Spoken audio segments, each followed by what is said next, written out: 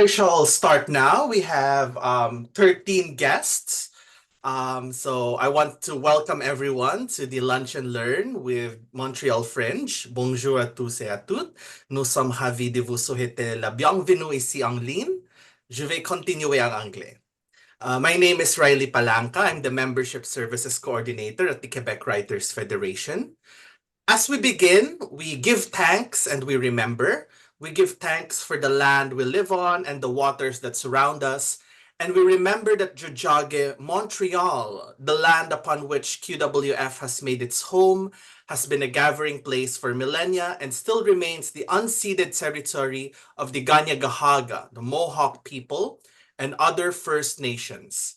We recognize the stories and ongoing oral practices of the indigenous peoples of these lands, which inform our work as writers and literary artists. We remember that we, First Nations, Métis, Inuit, settlers, immigrants, and people brought here against their will, live in this country together. We must never forget our experiences and roles and those of our ancestors in colonization and subsequent injustices, and must strive to live alongside one another in peace, mutual respect, and as allies to steward the lands and waters that sustain us. We must walk gently and respectfully on these lands and commit to investing QWF resources and efforts towards this goal in friendship, esteem, and in the pursuit of justice and equality. So just some housekeeping before I introduce our guest speaker for today. So number one, this meeting is being recorded and will be uploaded on QWF's YouTube channel in a week or two. Please do keep yourself muted unless you have been given the floor to talk. And there will be a question and answer session at the very end. Although if you have any questions as our speaker is talking, feel free to put them in the chat and we'll see if Amy can get to them during her presentation. Rest assured, any questions, we'll definitely do our best to answer all of them today. So I'm really excited to introduce today's guest for our Lunch and Learn series, one of my favorite people in the arts industry, Amy Blackmore, the executive and artistic director of MainLine Theatre, the Montreal Fringe Festival, and the Bouge DC Dance Festival. An artist and Montreal English Theatre Award nominated choreographer, her recent projects include direction of Kenny Struly's Malunderstood, Oren Safdie's Gratitude, and Mainline Theatre's Richard O'Brien's The Rocky Horror Show, which is coming in a couple of months. Her cultural collaborations include the visioning of the Fringe World Congress in 2016, which garnered Mainline a nomination to the prestigious Grand Prix du Conseil des Arts de Montréal, and the chairing of the Quebec Drama Federation Congress Shaping the Future of English Theatre in Quebec in 2018. Amy was a finalist for the Montreal Junior Chamber of Commerce's Young Cultural Entrepreneur Award in 2019 and a leadership fellow at the Business Arts Canadian Arts Summit in 2019. With over 15 years of grant jury experience, she works with Playwrights Workshop Montreal and the English Language Arts Network as a grant consultant. She was president of the Quebec Drama Federation from 2015 to 2018 and recently completed her 10-year tenure on their board of directors. Amy is now the vice president of the Caisse Desjardins de la Culture, the president of Parts Plus Labor Dance, and the president of the Canadian Association of Fringe Festivals. Amy Blackmore. Thank you so much. Thank you for the warm welcome. I'm really excited to be here with you all today. I adore the work of the QWF, and I adore writers. I will have to say I'm married to one. So that happened. He's more of a journalist, but he definitely has a writing career with him as well. And, I think everything starts with some text. We're all creators here together, and it's really nice to just get to be here, meet you, talk about Fringe, talk about what we do, and hopefully inspire you to get involved, to apply, and also just to demystify any questions you have. have. So again, thank you so much, Riley, for inviting me. Sorry, I have hair in my mouth. Ugh, okay. To be here. And, we said we would keep it casual today because we do want to be able to get through your questions. And I do have a little bit of information I'd love to present as well. Um, it's interesting, when I was younger, I thought myself to be a writer and a playwright. And I did participate in the Fringe as an artist for a few years. And then, of course, I fell for the trap of being a producer and an administrator and ended up behind a desk for a while. So here I am, as the executive and artistic director of MainLine. But I'm very fortunate that I do get to have an artistic career alongside. It's very important to me to keep up with my choreography, direction work. As Riley mentioned, we just presented Malunderstood, which is my colleague Kenny Strully's project at the Edmonton Fringe, and then at the Gothenburg Fringe Festival in Sweden, which was incredible. I only learned this year that there's a fringe in Gothenburg. There's actually around 300 fringe festivals around the world right now. And we'll talk a little more about that and about some of those opportunities. But I did want to give a special mention also to the Playwrights Guild of Canada, who I've become increasingly involved with. I will be at their conference. I think it's going to be announced in a couple days, but I'll be at their conference upcoming, which is taking place at the end of October. If anyone is planning on attending, I'll see you there.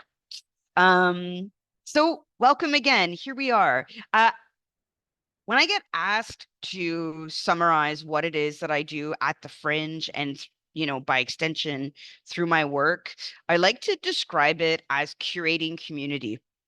I think that we all, to a certain extent, curate the communities around us, and we curate communities around our artistic practice, around our work and our careers. And what I like to do is bring folks together. They don't need to be like-minded, but definitely folks that share values of diversity, share values of access, of artistic freedom, under this banner of fringing. I see the word fringe not only as the title for a festival, but I see fringing as a verb. And when I write the word fringe in sentences, I use it as a verb. I say, "Oh, there's Carol. Hi, Carol." Hello. We call it fringing, to go out fringing with your friends. The act of fringing as an audience member, as an artist, as an organizer, as a volunteer, as a critic. And it's just kind of a nugget of an idea I wanted to just put out there for you to get us started. But I would actually really love to know a little bit more about who's here today, because in the spirit of curating community and bringing folks together, I know many of you might already know each other as fellow QWF members, and there are a few of you that I, of course, recognize on this call, but I'd love, we have a few minutes that we could do it. If we could just go around and you could say your name, perhaps share your pronouns if you wish, and then just maybe an intention or reason why you're here today, or just something very brief about your artistic practice. We'll go around. Maybe I'll just say everyone's name and then you can go ahead, because I would love to get to know you a little more. So, Lori, maybe we'll start with you. Hi, everybody. I'm Laurie Schubert. I'm the Executive Director of the Quebec Writers Federation, and very happy to have Amy here. Amy and I have crossed paths several times on, I don't know, boards and other things with our work with Elan, I think mostly, Mhm. probably. But I'm looking forward to learning more about what she does. Thank you. Ingrid. Hi, um, my name is Ingrid.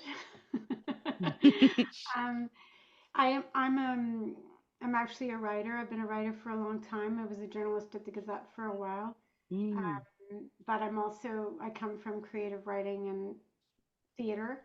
yeah. And so I've written some plays and I've written some fiction, some short fiction. I'm working on a novel. I have a one act play um, that's a, and I'm a woman of a certain age, having been a performer for a long time. Um, there's a reduction in the amount of opportunities they are for women of my age for performing. So Mm. one of my goals as a playwright is to create plays that have women talking about their experience in them. And the one act play I have is a play based on an encounter between two women and their inner voices at an anti-Trump march, which happened Mm. a few years ago. So I'm thinking of putting that in the Fringe and getting it together and getting it into the Fringe. Awesome. Thank you so much for sharing about that. Thanks, Ingrid. Let's go to Nicholas or Nicola. Hi, I'm Nicholas. I am an actor. I have written a one-act play that I'm thinking of entering the Fringe. I just wanted to find out more information. I have met you, Amy, when I directed Proof at MainLine a few years Yes, back. I remember with Peter. Uh, Yes. Yes, with Peter right before COVID. Yes. So I just want to see if I, could kind of enter my play into the Fringe and just to get more information, basically. Okay, that's great. Thank you Thank you. so much. Good to see you again. Good to see you. Let's go to Cheryl.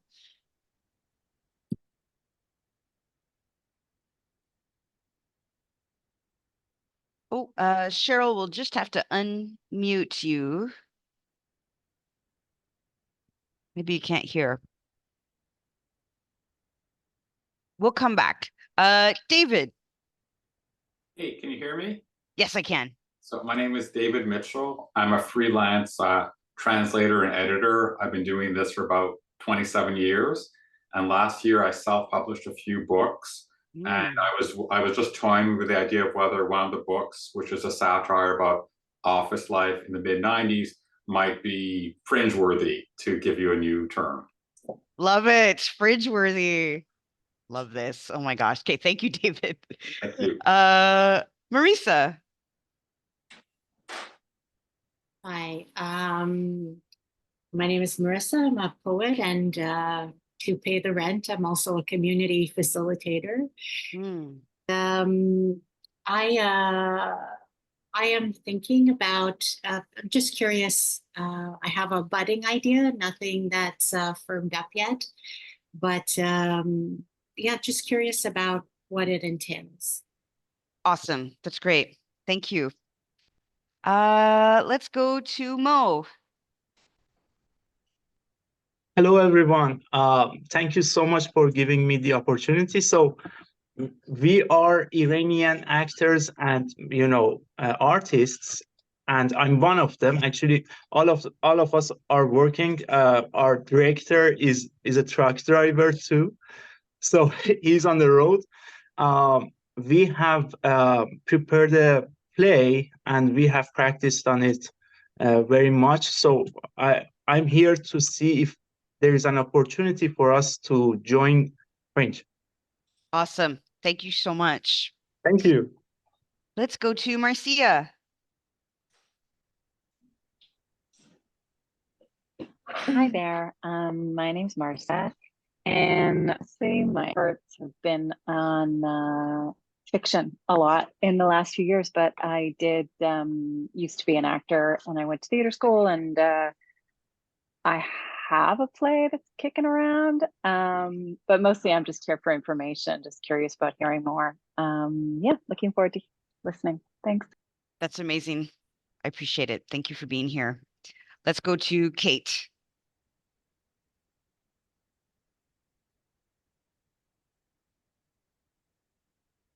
But I've Oh. written a play, and I caught Kenny's Malunderstood. It was great. Oh. And my son is also an actor. He worked with Kenny. And yes, every year I think I'm going to enter something into the Fringe. Okay, I like that. That means it's coming. Great. Sorry, I didn't mean to cut you off. I just got excited by everything you were saying. Thank you so much. Valerie. Hi, everyone. Yeah, I'm a multi-genre writer, I guess. Yes. She, her. Lately, I've got into fiction, especially, playwriting, especially during the pandemic. So I'm here to sort of see whether the Fringe would be an avenue for my play. It is finished, if we can call it that. I entered it into Theatre BC national writing competition, and I received an honorable mention. So I'm kind of like, buoyed by that and thinking, okay, next step is now looking for production. And I'm just sort of, interested to see whether the Fringe would be something that I should contemplate. I don't have any experience with producing and that stuff, so that's why I'm here. Great. Thank you very much. Amy, I just noticed, I don't know if you noticed, Cheryl has unmuted, so maybe we can. Great. Cheryl, go ahead. Hi, sorry about that. No I went problem. to turn up my volume and I turned off my laptop instead. So technical savvy, yeah. I'm fairly new to Montreal. I moved back here a couple of years ago, and when I lived out west, Saskatoon had a pretty popular fringe, at least they did some years to go. Right now, since I've also retired and did all that good stuff, kind of getting back into writing and photography because I have time, and just wanting to learn more about fringe in general because it's still pretty new to me. That's great. Thank you. I love Saskatoon Fringe. I've attended a few times. Yes. Let's go to Leanna. Hi, everyone. My name is Leanna. I'm really happy to be here. I'm really glad that this is the latest Lunch and Learn. I'm a writer and a spoken word artist who's recently transitioned into stand-up comedy. I love to perform. I love to be on stage. I wrote a play that was featured in the McGill Drama Festival like many years ago. Every year I look at the Fringe website and tell myself that I'll look at it again next year. And so I wanted to come and find out a little bit more. I have some ideas kicking around, so it was important to me to be here. Thanks. That's great. Thank you so much. Let's go to Carol. Oh my goodness. Trying to have a bite of brunch. I'm Carol Tenbrink. I used to be a poet. Now I do mainly storytelling. And I've been in a couple of Fringe shows in the past, always with a partner. And I just love it. And I can't recommend it enough to anybody who's curious. Thank you. Thank you so much, Carol. Welcome. And we have some folks that have cameras off, so you may be wandering around. It's okay if you are, but Wanda, would you like to go ahead? There we go. Sure, I'm all ready. Let's see. I've done a number. First of all, I'm so glad to see Liana Cusmano here. Hi, Liana. I co-wrote a TV drama that got optioned but never produced. My first book, Dervish at the Crossroads, came out 2 years ago. It's a book about my experiences as a music writer. My first chapbook came out last month. And I've done spoken word for quite a long time. I'm from Nova Scotia. I did Sister Fairs in Nova Scotia. Nice. Here in Montreal, I did 100,000 Poets for Change and Nuit Blanche, and recently at the Marché à Côté. And my poetry is very fringy, and I love performing, and I can't wait to get involved. Love it. Thank you so much, Wanda. Sébastien. Yep. Hello, everyone. So I'm Sébastien Bouvet. I'm here in Montreal, and I created a theater company 5 years ago now, and we played at the MainLine theater, not during the Fringe, but during the year in the past. It was a few years ago.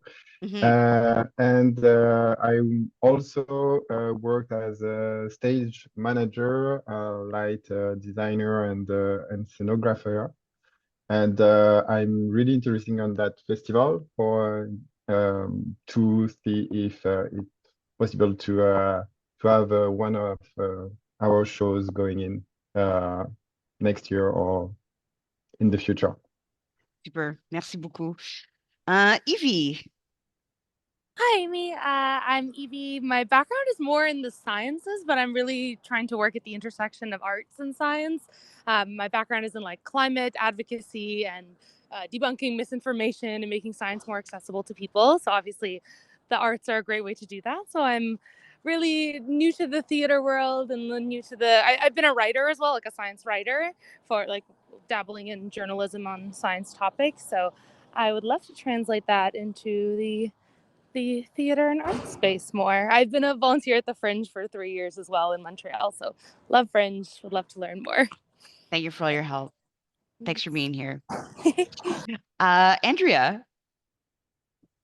Hi, everyone. My name is Andrea, she, her. Also, Dre is also what I go by. So I'm a writer, short fiction, screenwriting mostly. I've always loved theater, and I'm here to, I guess, learn more about Fringe and see if I can connect a bit more with the theater community here in Montreal.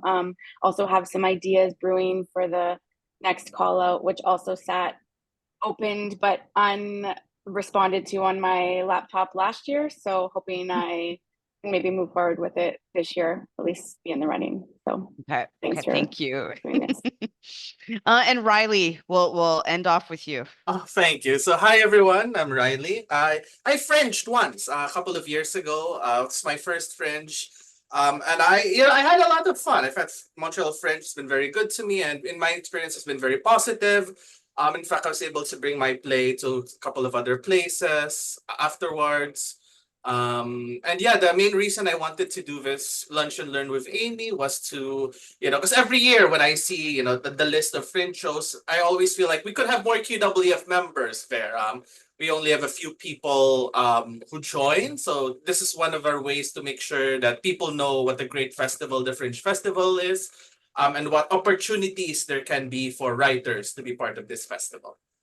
Love it. Thank you so much. And Roxana, sorry about that. You're our final one. Okay, no problem. I had a very successful career as an academic and international organization policy advisor. And then health crisis nearly killed me, but that led me to my rebirth. And in my new life, I'm a writer.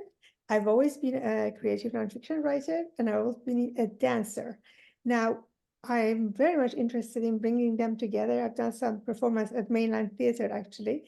Both I've danced on stage and I've done storytelling on stage. So I'm really trying to figure out how I can bring both of them together. And I am of Iranian origin because we had another Iranian group. Thank you. I'm happy to be here. Thank you. We're happy to have you. This is an incredible, impressive group of people. You all have incredible careers and aspirations and dreams. And I just want to say you are all welcome at the Fringe. The Fringe is a place where everyone is welcome, and the intention is for everyone to have a voice. So whatever you are working on, some of you said that you've opened the application before, you weren't sure about clicking submit. I'm just going to tell you right now, do it, okay? And it's really easy to fill out the application form. It's a little Google form. If you are having a hard time navigating that, our team is here to support you, of course. And I'll just explain very quickly, it's a lottery. So you pay your lottery fee. You actually get to choose how much you want to pay. It's either 25, 35, or 45 plus tax. And it doesn't matter which one you pick. It's just up to you. And then once you enter the Fringe lottery, we actually hold a public draw at MainLine. Secret. We're actually going to make it a bingo party this year, and it'll be really fun. But we do a public draw at MainLine. And if you get chosen, in your quota that you apply in, that I can explain in a bit, if you get selected, you win a spot in the Fringe, which therefore means you get to self-produce. So that's why I say just apply, because you might not get in, which is unfortunate. you will have options if you don't, and we'll talk about that as well. But if you do apply and get in, maybe that's your sign that it's time to make it happen. The other thing too is if you do get selected and you change your mind, that's also okay. But I just want to again encourage you, because I think the beauty of the Fringe is that because we don't curate a selection of work. It really is, you have absolute artistic freedom to create the work that you want to create and see on stage. We do have rules about code of conduct, of course, and harm.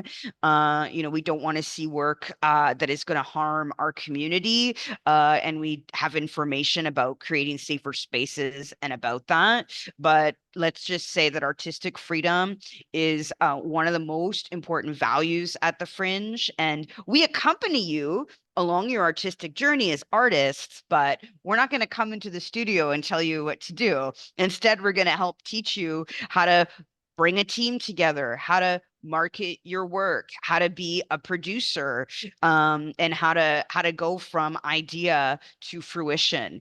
So that's the really beautiful and unique opportunity that could await you at the Fringe. I want to dive a little deeper, but I think it's worth just talking a little more about the history of the Fringe to understand the ethos of it. It's actually really funny. I went to a wedding in September. I went to my sister's wedding actually, and I met somebody there was like I guess like organized transport. So we're on the bus, everyone's going to the wedding in Halifax. And someone sitting beside me, we started having a conversation. She says, "Oh, what do you do?" And I said, "Oh, I run the Montreal Fringe Festival." And she said, "What's the Fringe?" And I said, "Well, I'll make a long story short." And then I launched into the whole story. It is a short story, but I realized she looked terrified because the story does start in 1947. I won't tell you the whole bit until now, but I just wanted to preface, to make a long story short, after World War II, essentially, the interests in Europe wanted to create a cultural event to improve the morale of Europeans overall. So they chose a festival, or rather a city to host a festival. They chose Edinburgh, mainly because it was one of the European cities that was still intact post-war. And they established in 1947 the Edinburgh Festival. It was meant to be an arts festival centered around theater. Festival time comes around, and the local artists are frustrated because the organizers didn't invite any local acts to be a part of their event. So they thought, you know what? We're going to still do our work anyways. So these 8 theater companies did their shows alongside the Edinburgh Festival anyways. And they actually did this for 2 or 3 years in a row. And finally, it's a journalist who was covering the Edinburgh Festival who wrote in an article, "The festival on the fringe of the Edinburgh Festival is taking place." And that was almost like his way of naming what this event was. It's funny how the name stuck and it became the Edinburgh Fringe Festival, or the Edinburgh Festival Fringe. This idea of work taking place alongside something else. Over 75 years later, the Edinburgh Festival Fringe is the largest arts festival on the planet. And if anyone has ever been there or been to Edinburgh in August, the entire city is fringing. It's quite an experience, and I highly recommend it. I have been a few times. It's almost, just imagine a festival every time you turn a corner, there's festival happening.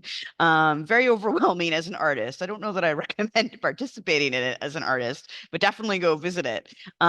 But this idea of fringe being born and the concept being kind of birthed out of protest, I think is something that's really key and really important to its roots. And the idea of fringe being a festival that is designed and taken care of by artists for artists. And I want to share that for us in Montreal, I think that really does ring true. everyone on our team, most of our board of directors have our own artistic practice, and we do this for you. We want to elevate your work and give you a platform to be heard, to be seen, to experiment, to do whatever you want, really, because it really is up to you at the end of the day.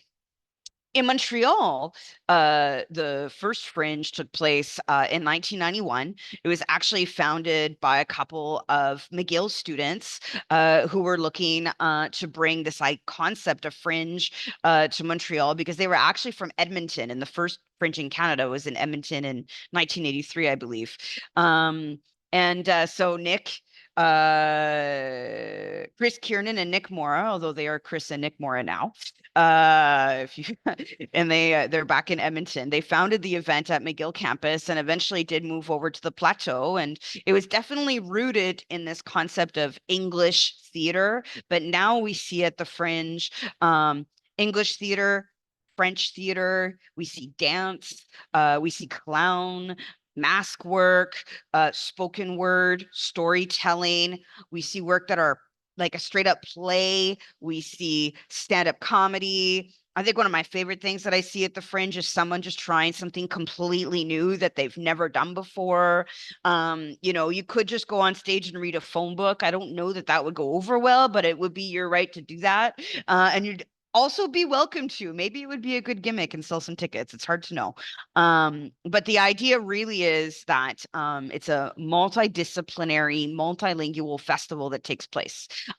We've always taken place in June. We don't necessarily take place alongside a larger event, although, June is quite the heavy theater performance months with the Fringe, with the Festival Transamérique, with the Off-TA, and everything else that Montreal has to offer. So in Montreal, our festival, we have around 10 regular venues, and then we have another 5 or so off venues that I'll describe in a bit. I think the thing to know that I haven't mentioned yet actually is that the artists at our festival, you keep your box office. So the money that you make at the door is your money to keep. You're essentially self-producing in a larger event. So again, I'll break that down a little more in a second, but I just kind of wanted to give you a little bit of an overview of the history of the Fringe, just to kind of understand a bit more of that ethos. But it's seen as a community event, but also an artistic event at the same time.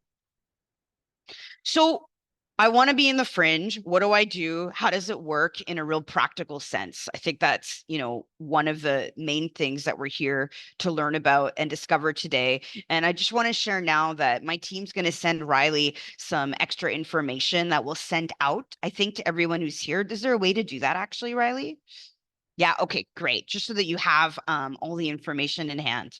But so the way it works is you as an individual, you can apply to our festival. I mentioned earlier that you are applying to a lottery.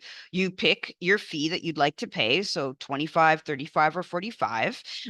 You don't have to have a project. You just have to have your name, your address, contact info, and like your company name. Now, I'm doing this because your company name, we don't all have a company, but you can it could be your name as your company name if you like. Or maybe you want to start something and you want to call it Bouge d'ici, or, add a company name to it. But you don't need your show title, because again, we're not going to read your script. We're not going to look at your materials. All we're going to do is accept your lottery fee, collect your personal information, which we will eventually destroy. Thank you, Quebec government. It is very important that we do that. But we'll take your information, we put you into our lottery, and then once the lottery is done, if you're selected, we still don't need to know what you're doing yet. You have time. So you fill out the application form. I'm talking about the lottery and quotas. You might be asking yourself, what is a quota? How does the lottery work? When we program our event, we program it with a system of quotas to ensure equity in access, but also to have a variety of content. So we have an international quota, so that's artists from all over the world. We have a Canadian quota, so that's artists from across the country. And then we have a Quebec French quota and a Quebec English quota.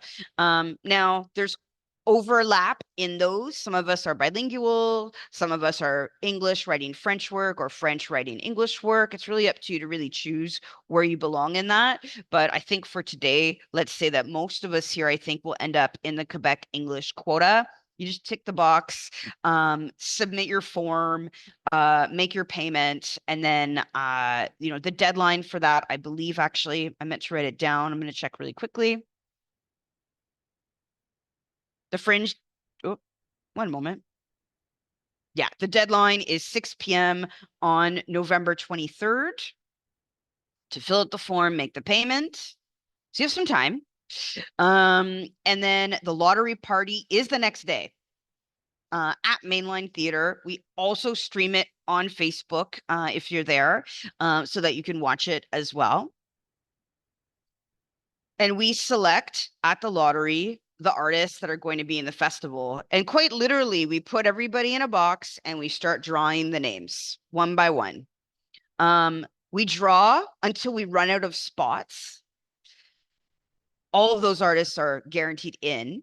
And then when we run out of spots in the festival, we have about 100 spots. When we run out, we draw what's called a waiting list. So that's all the other names until the end. And that's because sometimes when people get accepted to the festival, they drop out.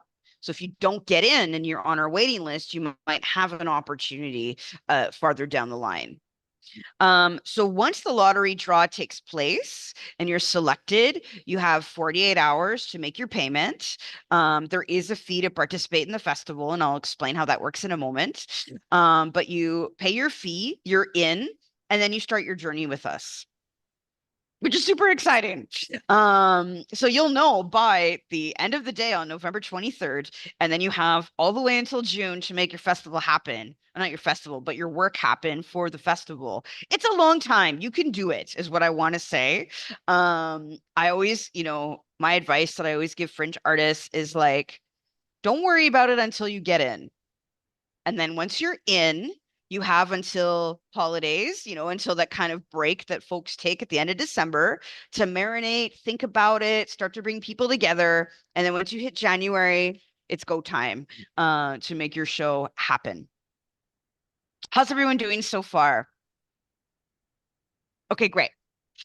So I think what I want to share is, what do you get if you're selected in the lottery? Like, what are you actually winning when I say you win a spot in our event?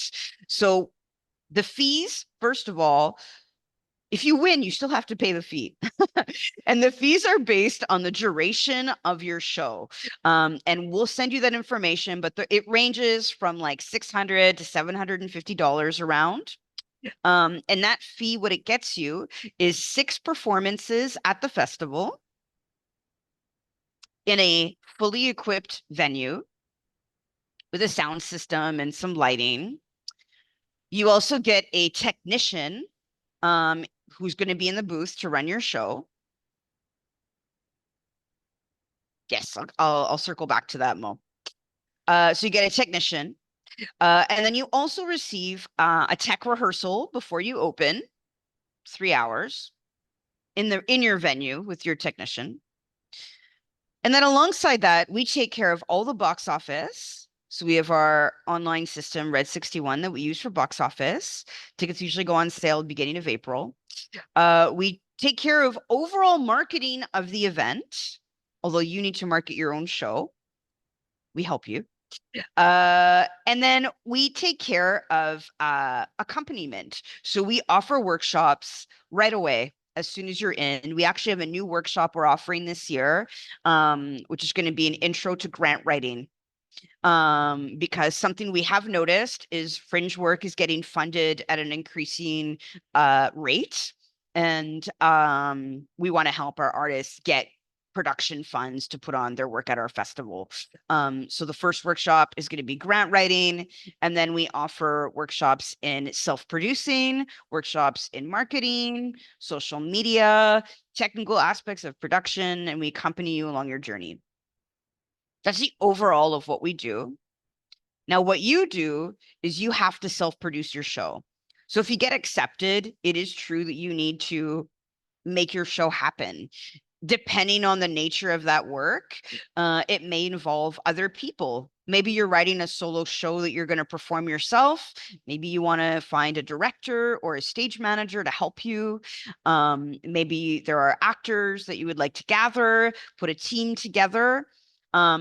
There are a variety of ways to reach other community members to have them be a part of your Fringe production. You can use resources through the Quebec Drama Federation, through the English Language Arts Network. We also have a Facebook group called The Hive, which is where our community posts information, about upcoming productions, auditions, things like that. I'm not going to tell you today how to fully self-produce a Fringe show, but I will say that we do offer that kind of help and support once you get accepted if you do have questions about how to make that happen. I think the thing to know is that fringing is a financial risk because you are paying to be in the festival. You are receiving a lot from the festival. We did the math recently, and our artists pay from around $600 to $750 to be in, and what you receive in services from the festival is more than $5,000.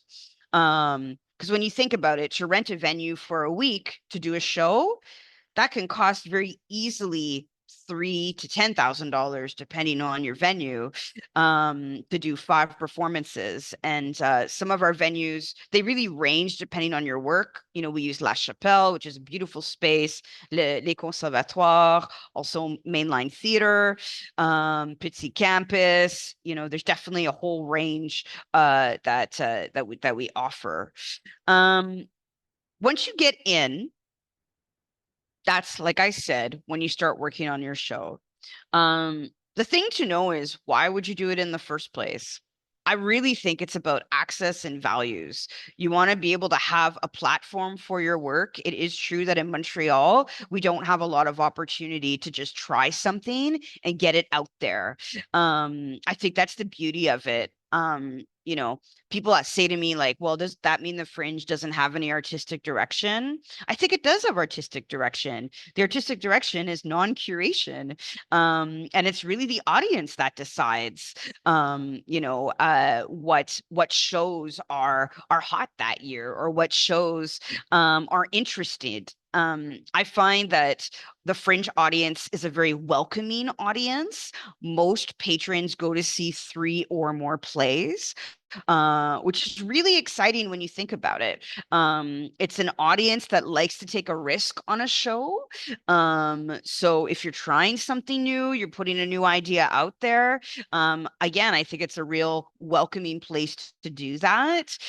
Sure, of course, we all like to see like shows that we know we're going to love, but when we promote the festival to audiences, I always say buy a 3-show pass, go see at least 3 shows. The first show you want to go see is one that 100% you're going to love. If you're like, you know what, I know so-and-so is doing a show, I love their work, I'm going to go see Angoulême because I love what he does. So you go and you buy that ticket to that show.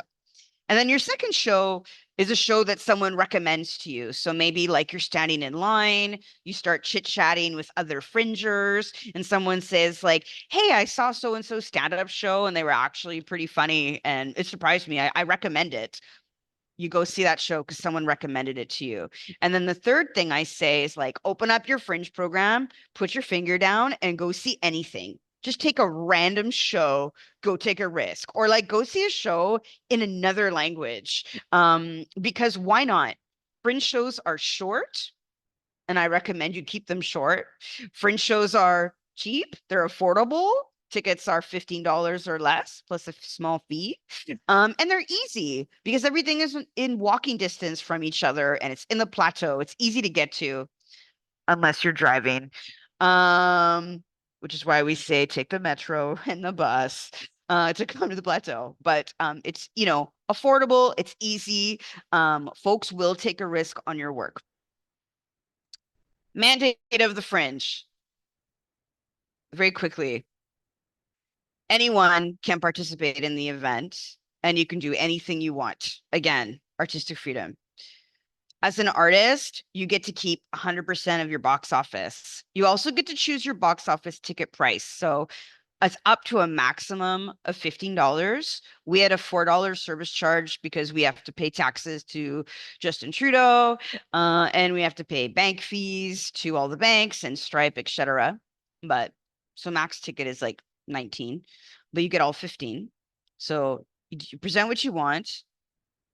You get 100% of your box office. It's affordable for audiences, and it's really important to us that we encourage folks to tell their own stories, tell stories from various backgrounds, and that diversity is key in everything that we do and all of our endeavors as a company. So very quickly. So as you see, it's a festival based on values, but also based on the art. Great. So you're in the, like, you've already drunk the Kool-Aid, you know, you want to do it now. Not like the Kool-Aid, like, you know what I mean? It's an expression. You've drunk the, let's say lemonade. You drank the lemonade, you want to be in, you're going to apply.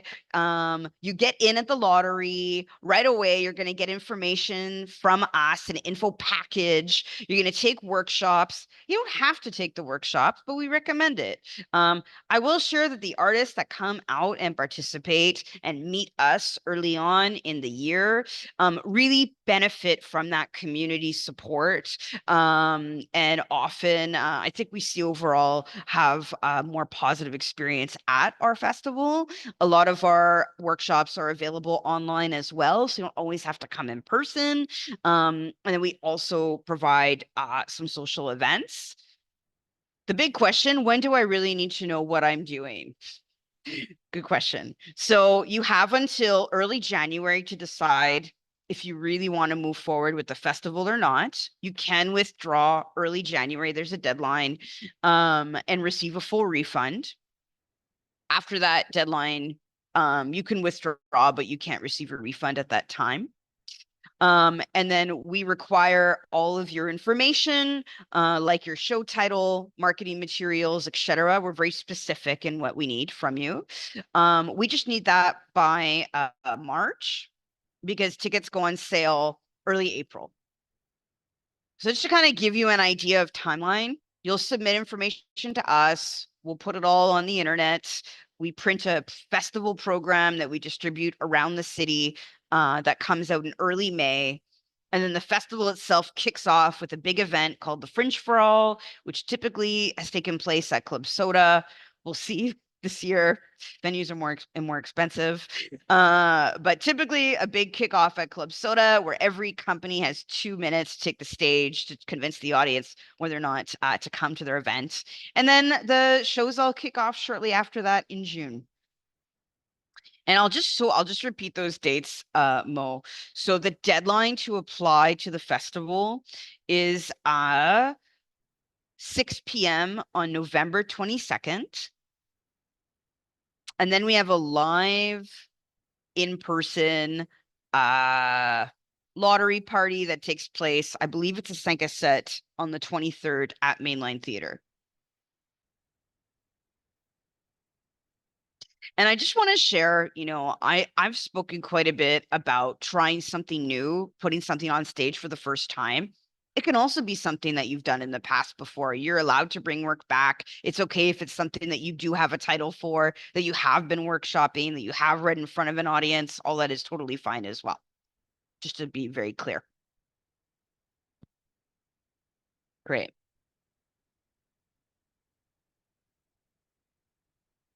Just going to my notes here.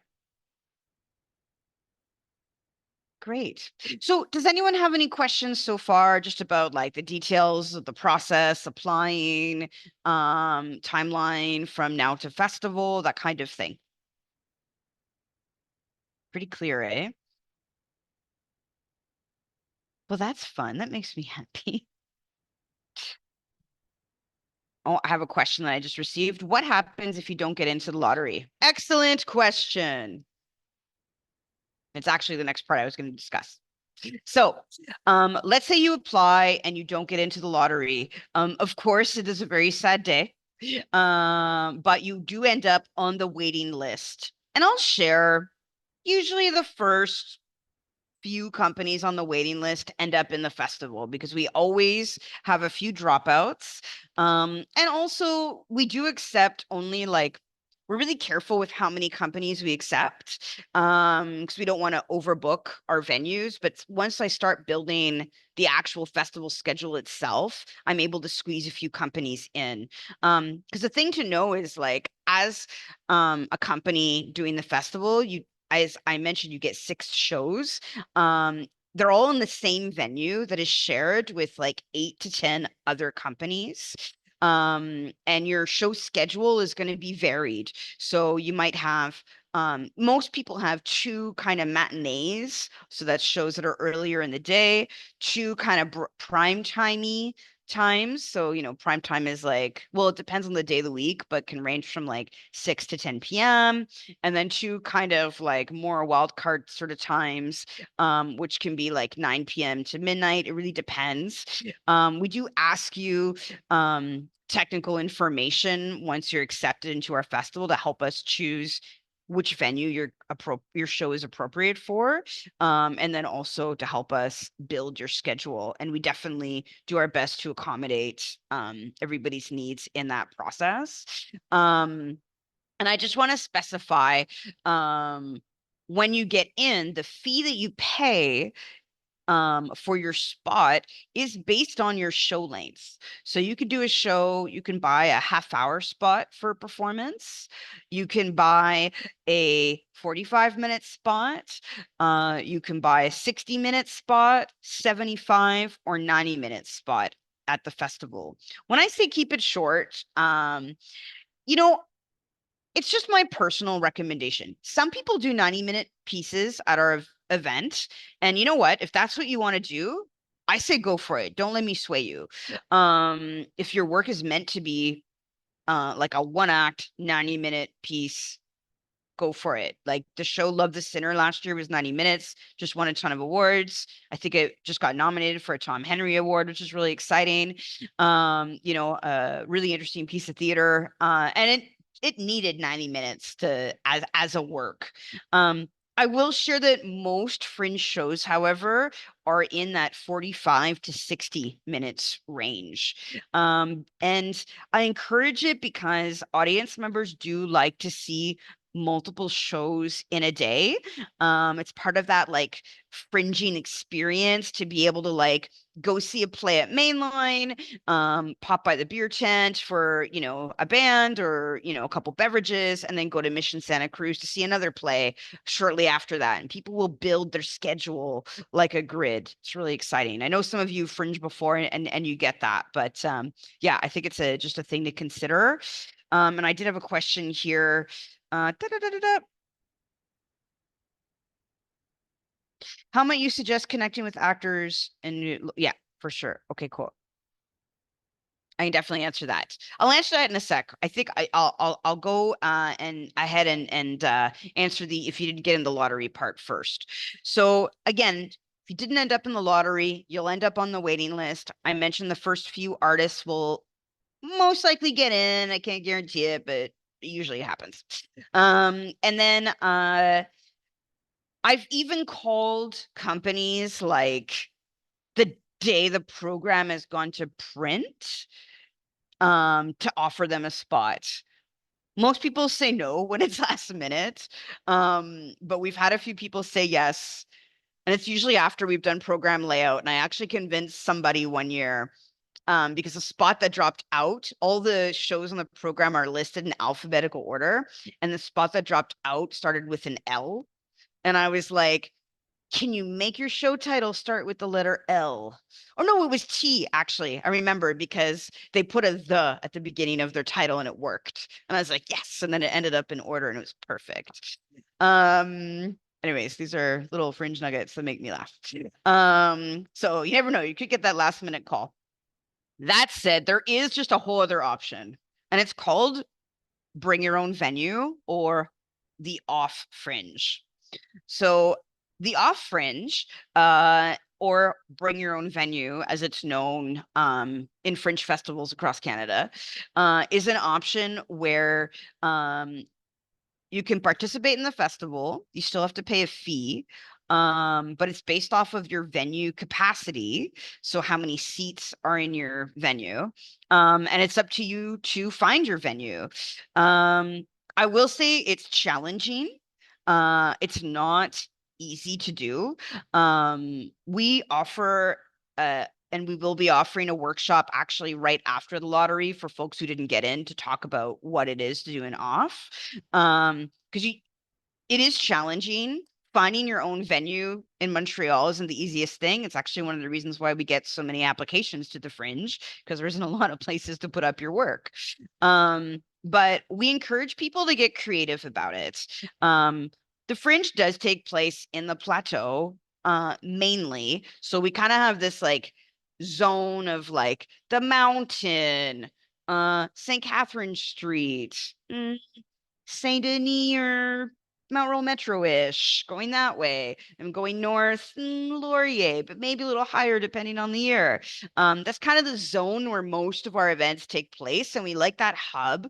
So it would be up to you to try and find a space in that zone or close enough to do your work. We recommend talking to a restaurant that has like a banquet hall in the back.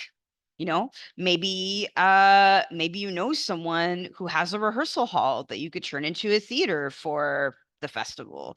You know, I get really excited about found spaces. Someone actually did a show in their basement apartment one year, and it worked out really well. Like 12 seats, really intimate, really nice experience for the audience. It was a solo show, it worked really well. We welcome that as well.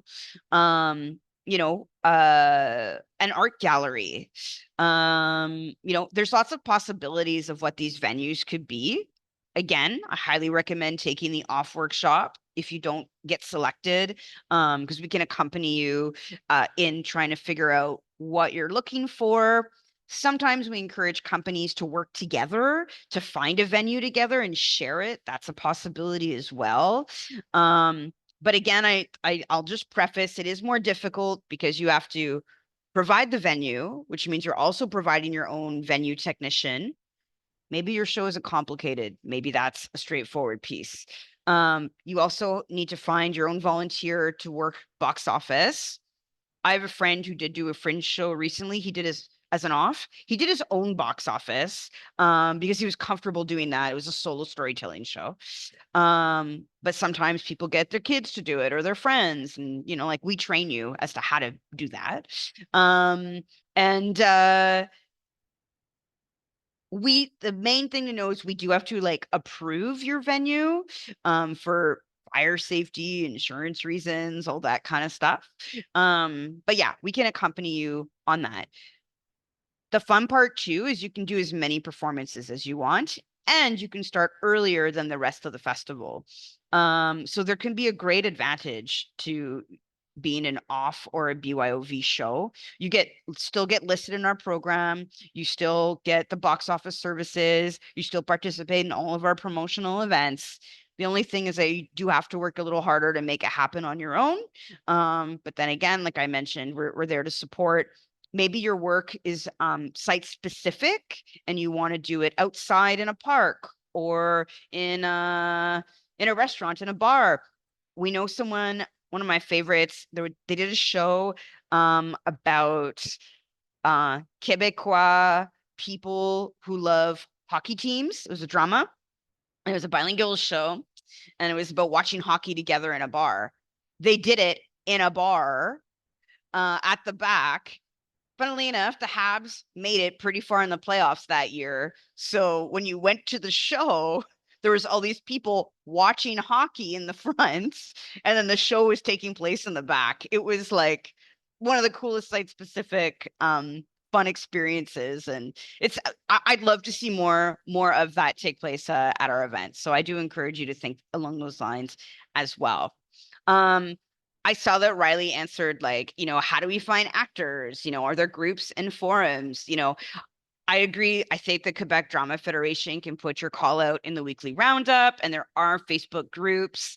If you get accepted in our festival, like we provide you sort of with like a list of resources that you can use. I do think that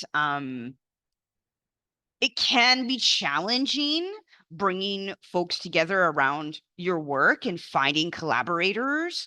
I just want to say that for me, like, what's really key is to try and find people that you want to work with, that share values with you, that you feel that you can trust, and write everything down. Sign contracts with, even if it's like people volunteering their time, you can just come up with like a very simple letter of agreement that just shares what you agree to do together, and you sign it. And just an example of how to create a positive work environment for you and your collaborators.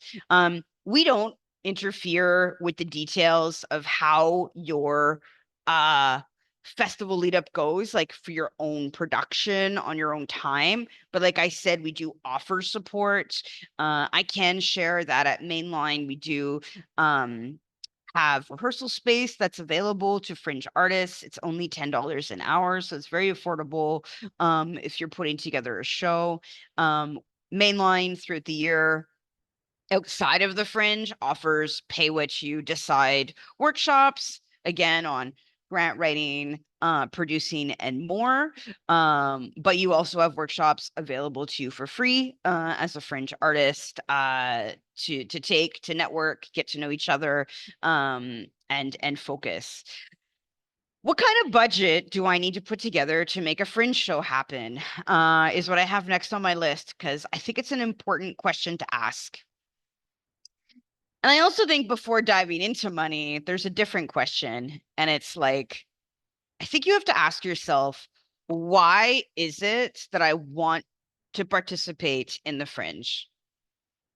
And to be honest, I think it's like a self-producing question, period. Like I always say to artists, when you're thinking of putting your own work up, when you're thinking of self-publishing, making something happen, it's really important to ask yourself, why am I embarking on this journey? What are my actual goals? Because the truth is, I don't think it's possible to hit every goal. But I think it's important to prioritize those goals. So, for example, maybe the reason why you want to participate in the fringe is to test out a new idea in front of strangers. That could be great. If that's the goal, then you really want to focus on making sure you're spending time in studio, that you're spending time working on the artistic craft of that project so that it's something that you're proud of, that you're ready to present at the event. Somebody else might have a goal that is, I just want everybody to know who I am because I'm trying to break into the industry. That can be a thing too. If that's the case, you're going to want to spend a good amount of time on your marketing to make sure that the marketing you're doing is really in line with your work. And so that it's the kind of marketing that gets noticed. Also a possibility. Some people are like, well, I just want to do the fringe to make money. That's also possible. We do have artists that make money at our event. It's not everybody that makes money at the event. Not every fringe show is a financial success. And I think that's an important element to take note of. There is inherent financial risk because you're putting yourself out there and you're self-producing in a larger event. I think that if you're going to budget for a fringe show, probably want to budget $2,000 minimum to make your fringe show happen, because don't forget, 750 or 600 depending is your fringe fee alone. So maybe you want to have a little more than $1,000 to play with. Maybe you want to have budgets for costumes, props. Maybe you want to rent a rehearsal space. Maybe you want to print posters. These are things to think about. We do, again, I mentioned, offer a self-producing workshop where I do break down a production budget and how to organize that. But I think the key things to know is if you're doing a fringe show, you're going to have money that comes in and money that goes out. The kind of revenue that you can expect is your ticket sales. The average ticket sales last year were around $2,500 to $3,000. Some artists did make 8, but those are very exceptional. And some artists, I think the lower end was like less than $500. Someone made 300, but again, that was also very exceptional. I think you could do 2,000, 3,000 depending. So that's box office revenue that could come in. There are other ways to have revenue. You could apply for some grants the moment you get accepted to produce your work. You can do things like sell ads for your program or your QR code program. You can host a fundraiser. You can have your own revenue that comes in, acquire sponsorship. Those are kind of the main sort of ranges. So you've got like grants and sponsorships, your box office, and then any other kind of independent revenue. And then in terms of expenses, stuff you're going to spend money on, you have your fringe fee that we've discussed. You have people, including yourself. It's important to pay yourself for your work. And then you have space, any space that is needed, like rehearsal space. And then what I like to just very simply call the stuff. What's stuff? Stuff is like props, posters, objects. We like to spend less money on stuff these days. And my rule of thumb is prioritize people over objects, especially with money right now. Again, highly recommend coming to my self-producing workshop. I do break down budgets in greater detail there.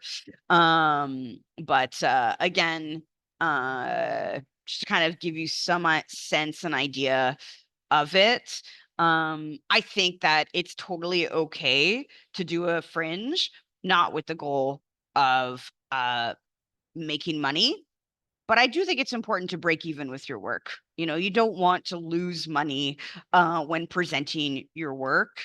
Again, go back to what is my goal? Is my goal to be noticed? Is my goal to test a new idea? Is my goal to see if I'm a playwright? If I can take my skills and transfer them over from being a poet to a storyteller, for example. There are lots of different goals and possibilities. So again, I'm elaborating kind of in a like blah, blah, blah kind of way, but just to kind of get you sort of thinking about those questions. I have a few other points, but I wanted to just check in and see if we do have any other questions at this time. I'll give you a moment if you want to put it in the chat. Mo, do you have a question?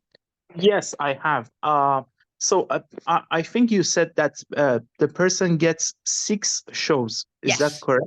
Mhm. So do we have to have all those 6 shows at the same show, or can we have like I don't know, two shows for each 3 events? That's a great question. So I will share you're allowed to do what you want with your spot. It doesn't have to be the same thing every night. Something to know, however, is that in the festival program and on the website, you do have like a character limit of like how many words you can use to describe your show. So if you do 2 shows, you'd have to be able to describe that, in 50 words. But yes, you could share it. Yeah.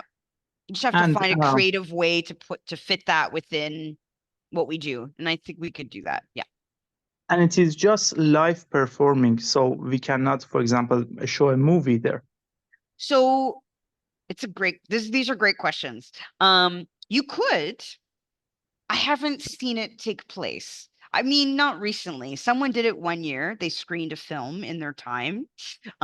We don't offer projection necessarily. Some of our venues come with projection, but it would be something to navigate and discuss, I think, with our team if it's possible.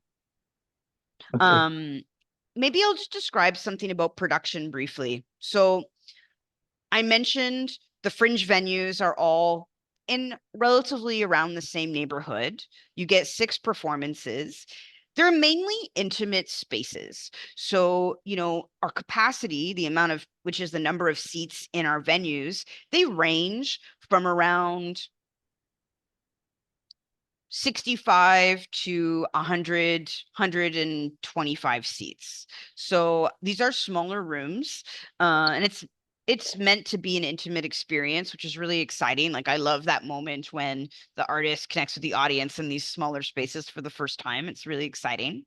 But just to give you an idea of numbers, and the way that it works again is you're sharing that space with other artists.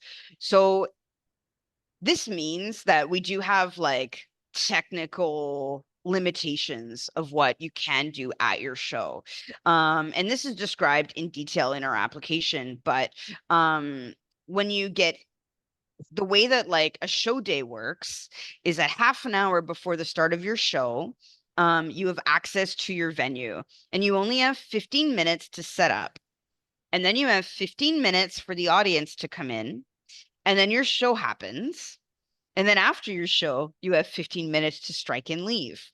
Because at the end of those 15 minutes, the next company comes in and they get their 15 minutes to set up, 15 minutes for audience. They get to do their show and then 15 minutes to leave.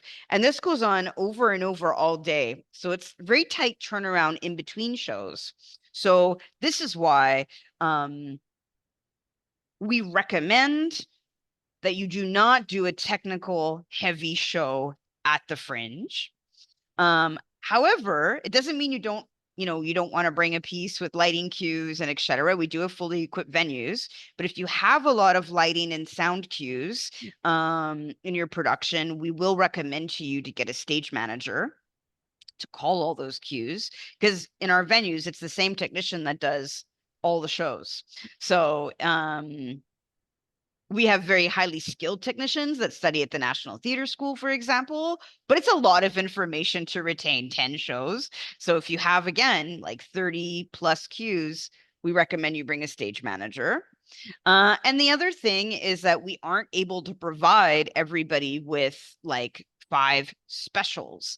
A special is like a special request. Like, I need a spotlight that's going to be center on me. And then I also need blue light from the side and red light from the back.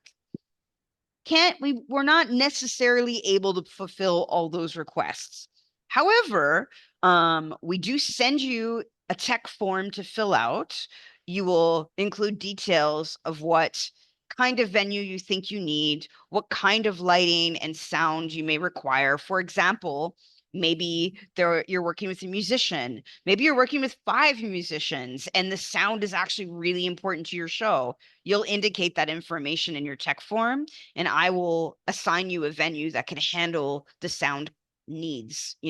If monitors are like 100% key, we've got one venue that for sure has monitors that has really good sound. You'll probably end up there.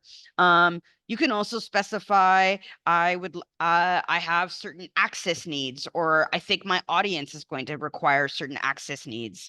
Montreal is notoriously terrible for like giant stairs, but some of our venues have great elevators. So letting us know that information is really helpful.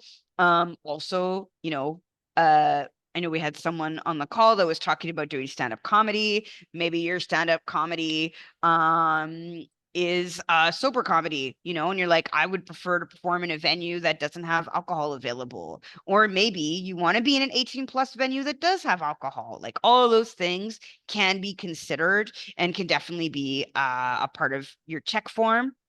But you don't fill that out. You don't give us that info until you're accepted. So there's time to work all that out. I have this because based on the experience that I had, if you want to perform in a venue, you to have all the technical issues solved, you need to have access to that venue like before to practice, to make sure the light how to manage everything so that in that 15 minutes you can do it quickly because you don't want to figure. So do we have access to the venues before before everything begins? Yeah, great question. You have a 3-hour technical rehearsal that will be the week of your opening. And at that technical rehearsal, you'll meet the venue technician. And that's where you will look at your light levels, set your cues, your sound cues, hopefully do a run of your show, and also practice setting up and striking. And I recommend to artists to actually choreograph it. Like if you have an elaborate group, there's lots of props in your rehearsal, not even at the venue, but like in your studio, choreograph and practice setting up, just so that, and give everybody a job, right? Like, okay, you're in charge of placing the table here, you're in charge of placing that there, so that everybody can just come in and set up quickly. We recommend that artists do their makeup in advance of coming to the venue, things like that. Not every venue has a full dressing room either. So, coming up with creative solutions around that can be really key and really important. You'll also receive the technical information for your venue, like in March. So you'll know in advance your stage size, your venue capacity, what's available to you, what isn't available to you, all that you get in advance. Thank so you that you so can much. plan. Yeah, no, you're very welcome. It's a great question. Well, the next thing I want to talk about is like what kind of opportunity actually is at the Fringe outside of what we've discussed. Like we've talked about you getting to do your own thing, getting to rock it, of course. But I want to talk about the Frankie's Awards program. So at our event, one of the programs we've developed over the years that I am quite proud of is our Frankie Awards. On the last day of our festival, we award over $20,000 in value of prizes to festival artists. We have juries that go to the festival that see shows. For the playwriting juries, we actually have a group that does read scripts in advance in partnership with the Playwrights Guild of Canada.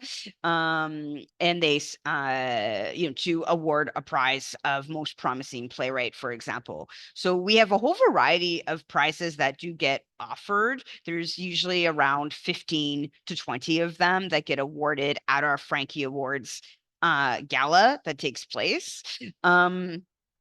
And we release nominations for the awards usually the Wednesday or Thursday before the closing weekend. So getting nominated for an award could really help you sell tickets for closing weekends, help with visibility, but also having a nomination can just be really good for your career and for your CV, for future development of the work.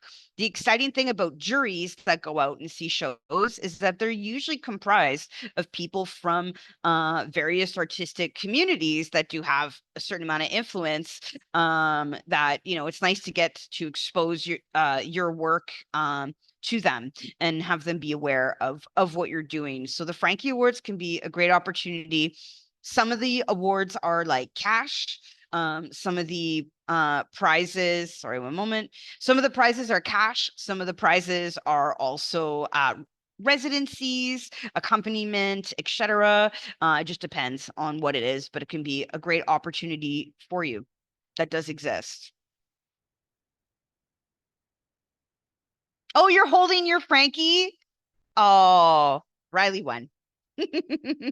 Very exciting. I love that.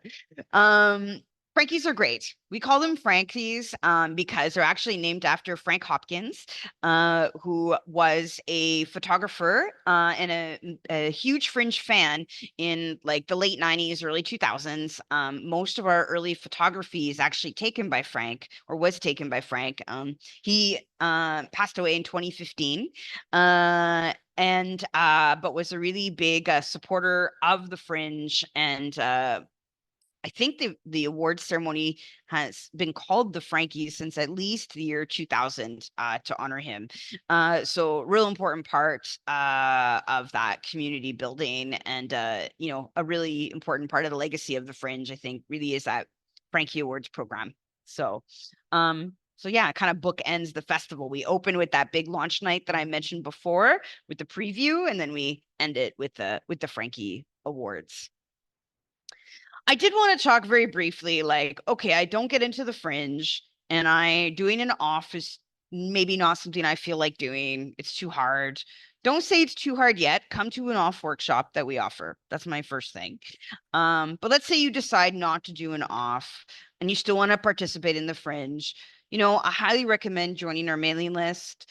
If you're on Facebook, join the Hive, which we'll send you a link to. You know, look out for some community calls. You know, there are always artists that are looking for other artists to collaborate with.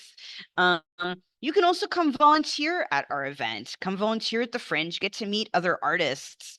It's something I say often to students when I'm doing outreach in schools is I say, you know what, like, before you even apply, why not just come volunteer at the Fringe and get to meet the community and experience it that way so that you have an idea of what you're getting into, you know? And a lot of folks decide to, you know, get into the Fringe through volunteering and then they apply.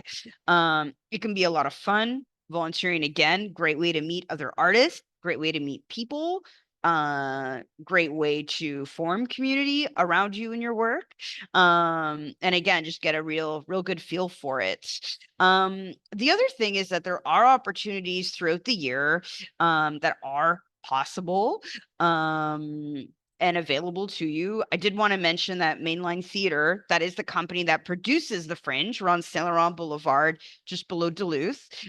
We do have rehearsal space available, $10 an hour year round. We have a venue in the main room.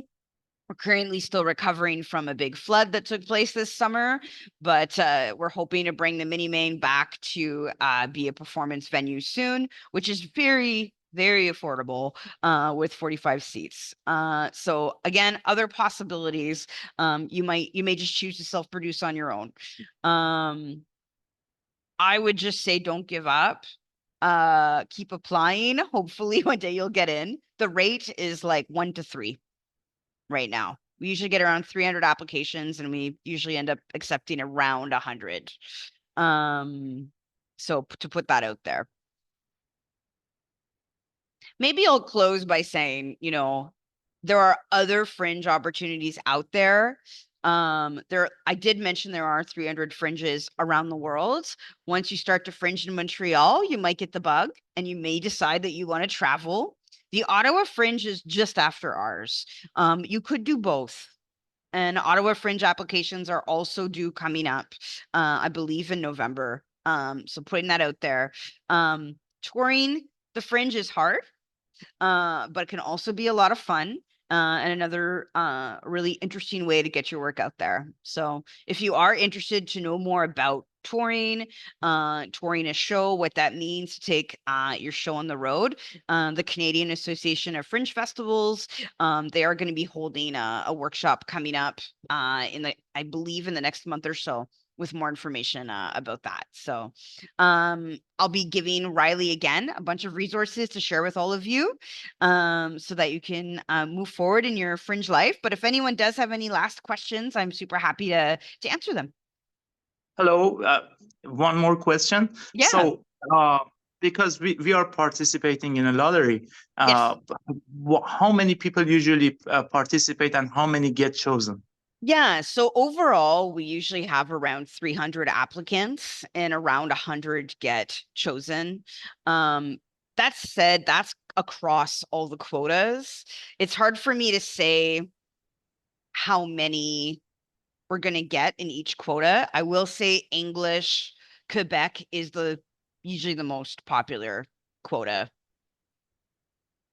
Okay, and I need to ask this, that our play is in Persian, but it has English and French subtitles. Yep. Is that accepted? Yes. Okay.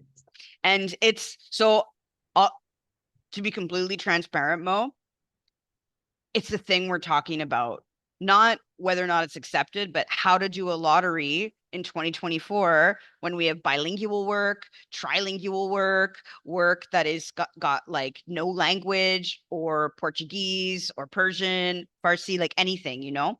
And we're realizing that these quotas, like, are they working for us or not? Is, I guess, a big question I have. I'm not sure. But the answer, the practical answer for now is, I would say to you, choose which quota you would like to be in and then just apply. Thank you so much. You're welcome. Any other questions?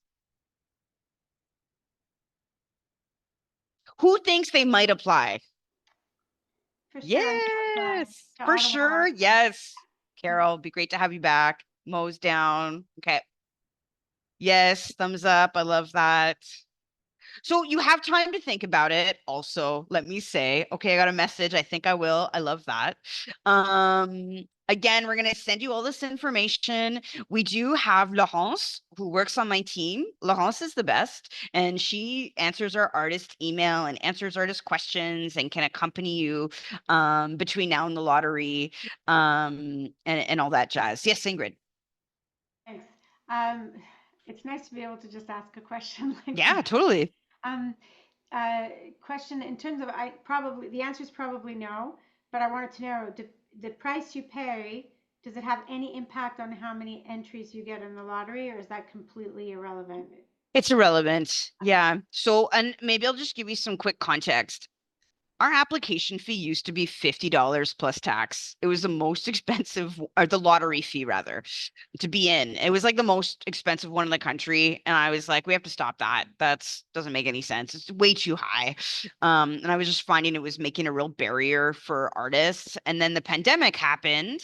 And we were like, oh my gosh, like everyone is in a different financial situation. And we don't want the fee to be a significant barrier for folks. So that's why we developed this like 3-tier pricing. So, you know, people can just self-select, you know, some folks, you know, the bulk of applications end up being $25 plus tax, which I think is fine.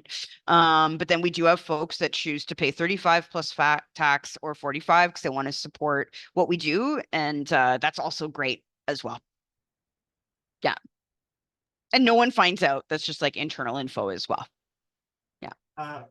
Amy, very quickly, I just wanted to ask, because I know this was my bucket a couple of years ago, is the culturally diverse artist program still ongoing? Because I know there might be people here who might be interested in taking advantage of that.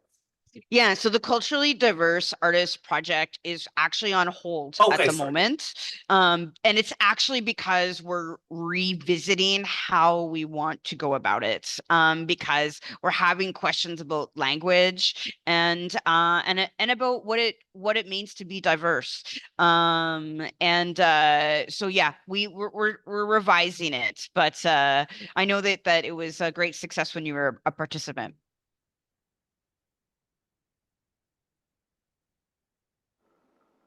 Carol, you look like you have a question. Oh, no. Okay. Okay. I guess going once, going twice. If you do have any questions, you can please send them to me and I'll forward them to Amy. Oh, yeah. And we'll get everything answered. Don't worry. It is 1:30 on the dot, Amy. You're very efficient with time. So I want to thank. I'd like to just thank Amy. This is the kind of lunch and learn I love, which is just full of incredibly practical, hands-on information. And you were amazing. It was really so helpful. Thank you. Thank you for taking this much time out of your day to do it. Indeed. So thank you all. I wanted to thank all the participants for, spending the last hour and a half with us out of your day. Hope you have a great productive day and hope a lot of you do end up applying for the Fringe Lottery in a month or so, in a couple of months. And of course, thank you, Amy. It was a pleasure speaking to you and hearing from you as usual. So yeah, I'll be sending out the link. Can I just add one more thing? Go ahead. If you do perform at the Fringe, be sure to send your information in to QWF.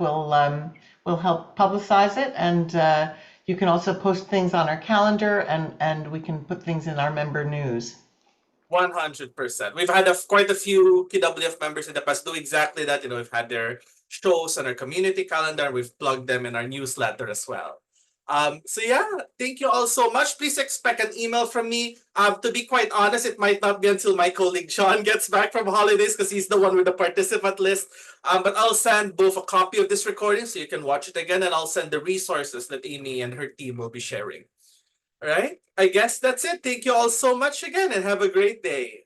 Thank you. Take care. Bye-bye. Bye.